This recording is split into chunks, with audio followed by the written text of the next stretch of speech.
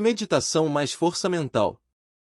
A emoção é a nossa biologia evoluída prevendo o futuro impacto de um acontecimento atual. Nos termos modernos, costuma ser exagerada ou equivocada. Por que a meditação é tão poderosa? A respiração é um dos poucos pontos em que o sistema nervoso autônomo encontra o sistema nervoso somático. É involuntário, mas você também pode controlá-la. Acho que muitas práticas de meditação enfatizam a respiração porque ela é uma porta de entrada para o sistema nervoso autônomo. Há inúmeros casos na literatura médica e espiritual de pessoas que controlam o próprio corpo em níveis que deveriam ser autônomos. A nossa mente é muito poderosa. O que há de tão incomum no fato de o cérebro anterior enviar sinais para o cérebro posterior, que então conduz recursos para todo o corpo? Você pode fazer isso usando apenas a respiração. A respiração relaxada diz ao corpo que estamos seguros, e aí o cérebro anterior não precisa de tantos recursos quanto de costume. Nesse momento, a energia extra pode ser enviada para o cérebro posterior, que pode redirecionar esses recursos para o restante do corpo. Não estou dizendo que você pode vencer qualquer doença só porque ativou o cérebro posterior. Mas, ao fazer isso, está dedicando ao sistema imunológico a maior parte da energia que normalmente utiliza para se preocupar com o ambiente externo. Recomendo ouvir o podcast de Tim Ferriss com Wim Hof. Ele é um milagre ambulante. O apelido de Wim é Homem de Gelo. Ele detém o recorde mundial pela maior quantidade de tempo em uma banheira de gelo e por nadar em águas congelantes. Ele é uma grande inspiração para mim, não apenas porque é capaz de feitos físicos sobre-humanos, mas porque é incrivelmente gentil e feliz, o que não é tarefa fácil. Wim Hof defende a exposição ao frio, pois acredita que as pessoas estão muito distantes de seu ambiente natural. Estamos constantemente vestidos, alimentados e aquecidos. Nossos corpos perderam contato com o frio, que é importante, já que pode ativar o sistema imunológico. Wim defende tomar longos banhos de imersão no gelo. Como venho do subcontinente indiano, me oponho fortemente a essa ideia, mas ele me inspirou a dar uma chance ao banho frio. E fiz isso usando o método de respiração de Wim Hof, que envolve hiperventilação para fornecer mais oxigênio ao sangue, o que aumenta a temperatura central. Feito isso, você pode entrar no chuveiro. Os primeiros banhos frios que tomei foram hilários, porque eu tentava entrar no chuveiro devagar e me retraía todo. Comecei faz uns 4 ou 5 meses. Agora abro o chuveiro no máximo e entro direto. Não me permito hesitar. Assim que ouço a voz na minha cabeça dizendo que vai estar muito frio, sei que tenho que entrar. Aprendi uma lição muito importante com isso tudo: a maior parte do nosso sofrimento vem de evitar as coisas. A maior parte do sofrimento de um banho frio é entrar no chuveiro na ponta dos pés. Depois que conseguir entrar, você já está no chuveiro. Não é sofrimento. É apenas frio. O corpo dizer que está frio é diferente de a mente dizer que está frio. Reconheça que o seu corpo está dizendo que está frio. Olhe para ele. Lide com isso. Aceite, mas não deixe a mente sofrer por isso. Tomar um banho frio de 2 minutos não mata ninguém. Tomar um banho frio nos ajuda a reaprender essa lição todas as manhãs. Agora, banhos quentes são apenas uma coisa a menos de que preciso na vida. 2. A meditação é um jejum intermitente para a mente. Açúcar em excesso deixa o corpo pesado, e distrações em excesso deixam a mente pesada. O tempo gasto sem distrações e sozinho, fazendo autoanálise, escrevendo um diário, meditando, resolve o não resolvido e nos faz deixarmos de estar mentalmente obesos, ficamos com a mente em forma. Você tem uma prática atual de meditação? Acho que meditação é como fazer dieta, todos supostamente seguem um regime. Todo mundo diz que está de dieta, mas na verdade ninguém está. Descobri que é muito raro encontrar um grupo de pessoas que meditam regularmente. Identifiquei e tentei pelo menos 4 tipos diferentes de meditação. Descobri que o que funciona melhor para mim é a chamada consciência sem escolha ou sem julgamento. Enquanto se dedica aos afazeres diários, Com sorte terá algum relacionado à natureza, e sem falar com mais ninguém, você aprende a aceitação do momento em que está sem fazer julgamentos. Você não pensa, tem um sem-teto ali, é melhor atravessar a rua, ou olha para alguém fazendo corrida e diz, essa pessoa está fora de forma e eu estou mais em forma do que ela. Se eu visse um cara naqueles dias em que nem o cabelo colabora, eu pensaria, ele está com o cabelo todo bagunçado hoje. Bem, mas por que estou rindo dele para me sentir melhor comigo mesmo? E por que estou tentando me sentir melhor em relação ao meu próprio cabelo? Por que estou perdendo meu cabelo e tenho medo de que suma? O que percebo é que 90% dos pensamentos que tenho são baseados no medo. Os outros 10% talvez sejam baseados no desejo. Você não toma nenhuma decisão.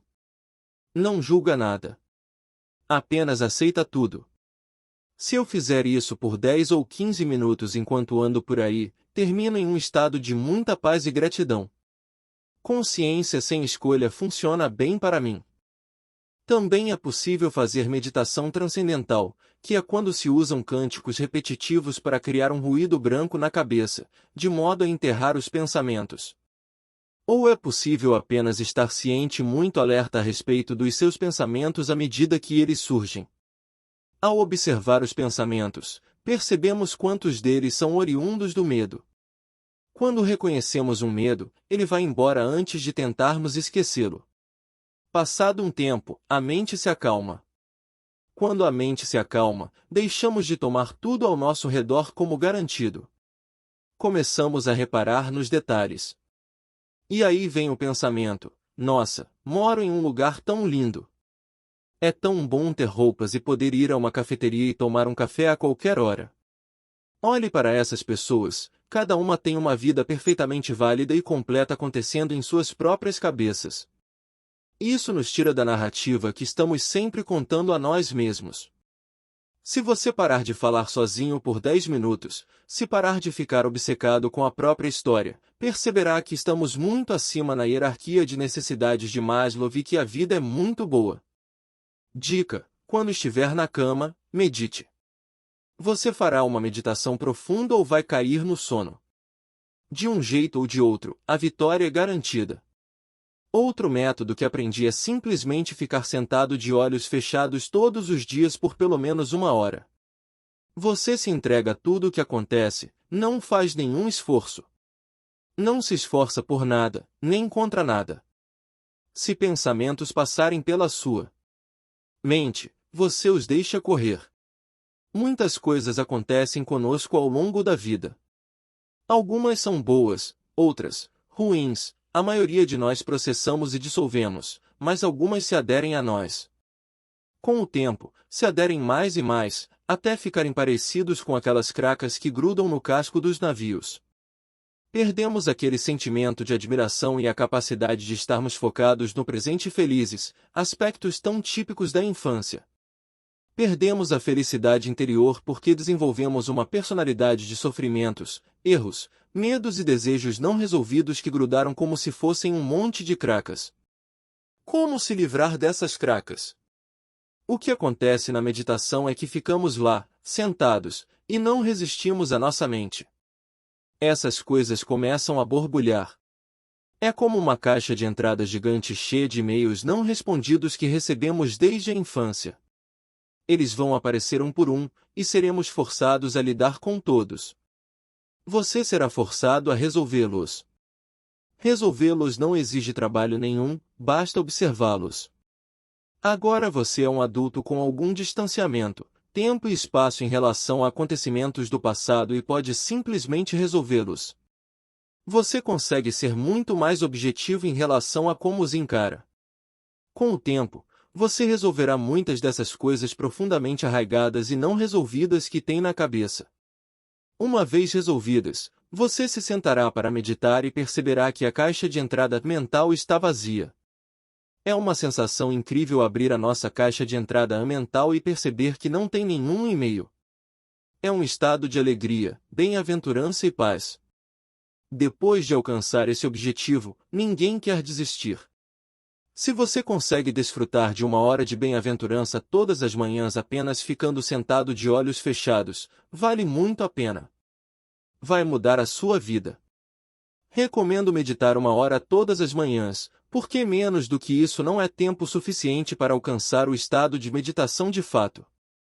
Se quiser realmente tentar a meditação, experimente por 2 meses, durante 1 hora por dia, logo de manhã. Após cerca de 60 dias, estará cansado de ouvir a própria mente. Terá resolvido muitos problemas, ou terá os escutado o suficiente a ponto de enxergar além dos medos e problemas. A meditação não é difícil. Tudo o que você precisa fazer é se sentar e não fazer nada. Apenas sente-se. Feche os olhos e diga: só vou me dar uma pausa de 1 hora. Esta é minha hora de folga da vida. Esta é a hora em que não vou fazer nada. Se os pensamentos vierem, eles virão. Não vou lutar contra eles. Não vou acolhê-los. Não vou pensar muito a respeito. Não vou rejeitá-los. Só vou ficar sentado aqui por 1 hora, com meus olhos fechados, e não vou fazer nada. Isso é muito difícil? Por que você não pode fazer nada por 1 hora? O que há de tão difícil em dar a si mesmo uma pausa de 1 hora? Houve algum momento em que você percebeu que podia controlar a maneira como interpretava as coisas? Acho que as pessoas têm o problema de não reconhecerem que podem controlar a forma como interpretam e respondem a uma situação. Acho que todo mundo sabe que é possível. Há uma ótima palestra de Osho intitulada A Atração pelas Drogas é Espiritual. Ele fala sobre o motivo de as pessoas usarem drogas, todas, desde álcool, psicodélicos, até maconha. Elas fazem isso para controlar o estado mental, para controlar como reagem.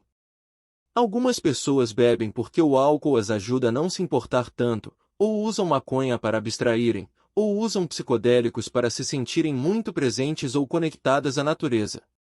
A atração pelas drogas é espiritual. De certo modo, toda a sociedade faz algo assim.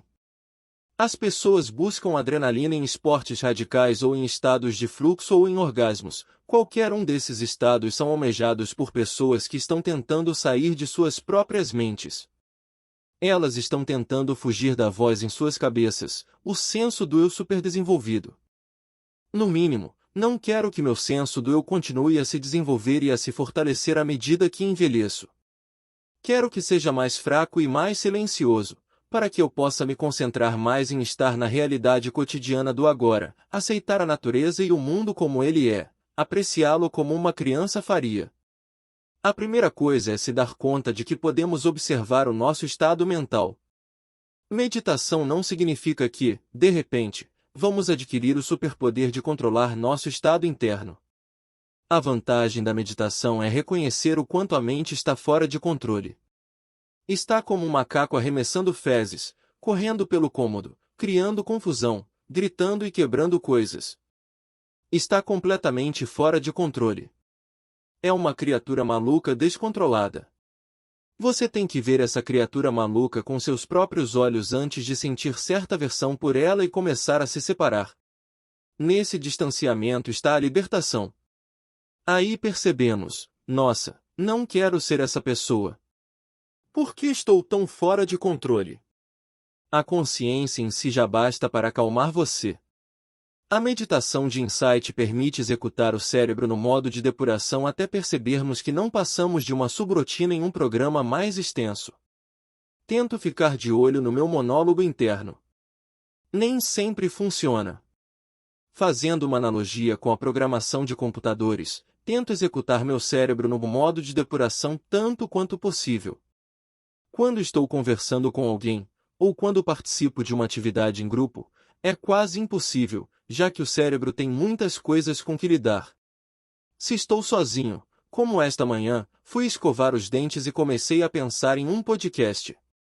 Comecei a imaginar Shane fazendo um monte de perguntas, e respondi a todas. Então, percebi o que estava fazendo. Coloquei meu cérebro no modo de depuração e apenas observei cada pequena instrução passar.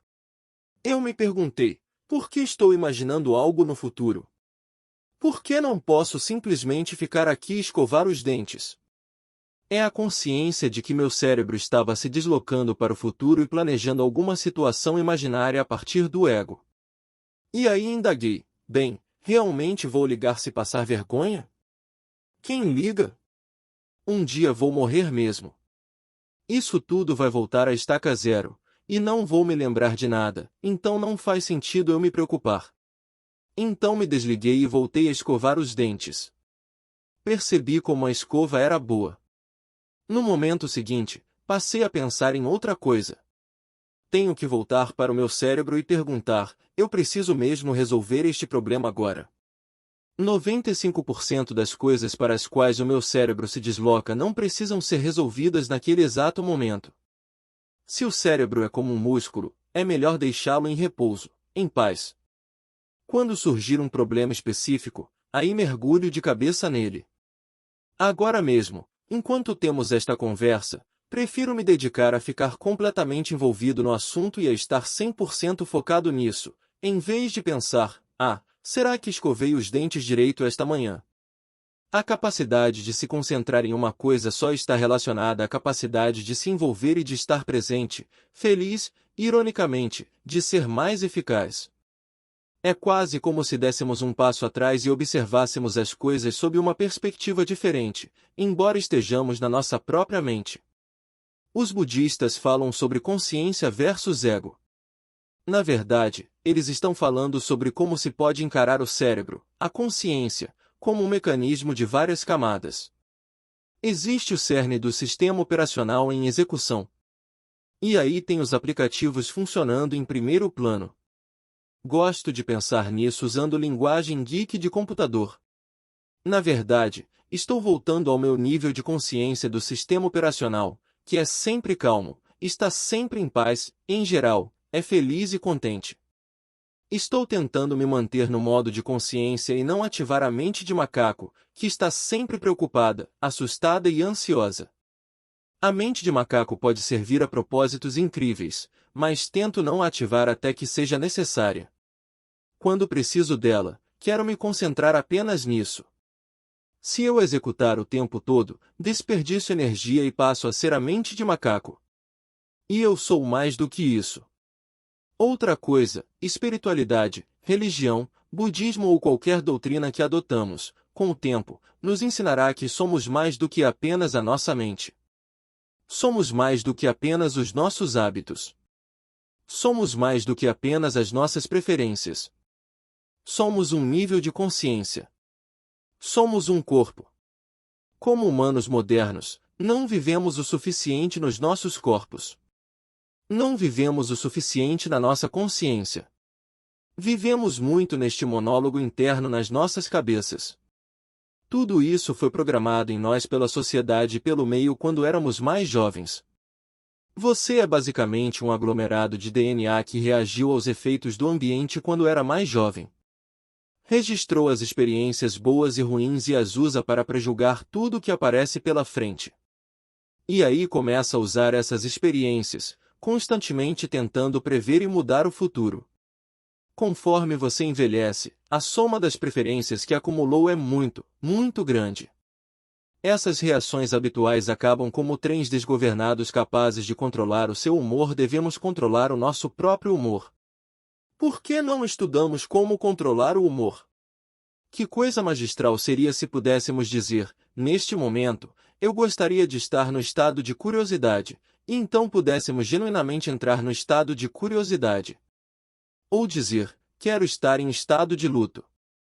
Estou de luto por um ente querido e quero chorar por ele. Quero mesmo sentir isso. Não quero que o problema de programação de computador que precisarei encarar amanhã tire o meu foco. A mente em si é um músculo, pode ser treinada e condicionada. Foi condicionada ao acaso pela sociedade para estar fora de nosso controle. Se você contemplar sua mente com consciência e intenção, um trabalho incessante, acho que poderá desvendar a própria mente, as emoções, os pensamentos e as reações.